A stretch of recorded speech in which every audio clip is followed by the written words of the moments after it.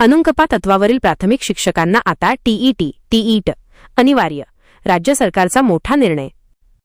मुंबई राज्य सरकारने प्राथमिक शिक्षक पदावर अनुकंपा तत्वावर नियुक्त होणाऱ्या उमेदवारांबाबत एक अत्यंत महत्त्वाचा निर्णय घेतला आहे. यापुढे अनुकंपा तत्वावर नियुक्त होणाऱ्या किंवा नव्याने नियुक्त झालेल्या शिक्षकांना शिक्षक पात्रता परीक्षा टेट किंवा केंद्रीय शिक्षक पात्रता परीक्षा सीटीईटी उत्तीर्ण होणे बंधनकारक करण्यात आले आहे. या संदर्भातील शासन निर्णय शालेय शिक्षण व क्रीडा विभागाने नुकताच निर्गमित केला आहे. 3 वर्षांची मुदत. शासनाने घेतलेल्या निर्णयानुसार ज्या शिक्षकांनी अद्याप ही परीक्षा उत्तीर्ण केलेली नाही त्यांना शासन निर्णयाच्या दिनांकापासून 3 वर्षांच्या आत ही पात्रता धारण करणे आवश्यक आहे. विहित मुदतीत परीक्षा उत्तीर्ण न झाल्यास संबंधित शिक्षकाची सेवा समाप्त करण्याचे कठोर निर्देशही देण्यात आले आहेत. काय आहेत मुख्य तरतुदी? सवलत रद्द. 20 जानेवारी 2016च्या शासन निर्णयानुसार अनुकंपा तत्वावरील शिक्षकांना टीईटी परीक्षेतून जी सवलत देण्यात आली होती ती आता रद्द करण्यात आली आहे.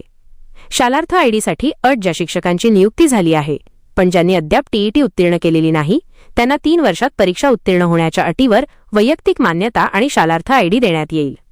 सेवा समाप्तीचा इशारा. जर उमेदवार 3 वर्षांच्या कालावधीत टीईटी किंवा सीटीईटी उत्तीर्ण होऊ शकला नाही तर त्याची शिक्षक पदावरील सेवा समाप्त केली जाईल. मात्र अशा उमेदवाराला त्याच्या शैक्षणिक अर्हतेनुसार रिक्त असल्यास इतर शिक्षकेतर पदावर नियुक्ती देण्याबाबत विचार केला जाऊ शकतो. अशावेळी त्याची सेवा ज्येष्ठता त्या प्रवर्गातील यादीत अंतिम क्रमांकावर राहील. का घेतला हा निर्णय?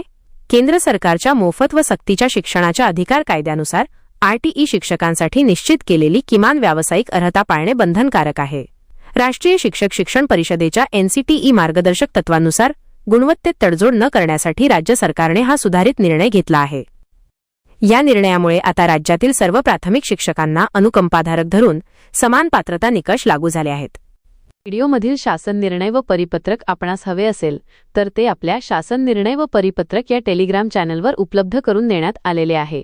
त्या ठिकाणावरून आपण ते डाउनलोड करून घ्यावे.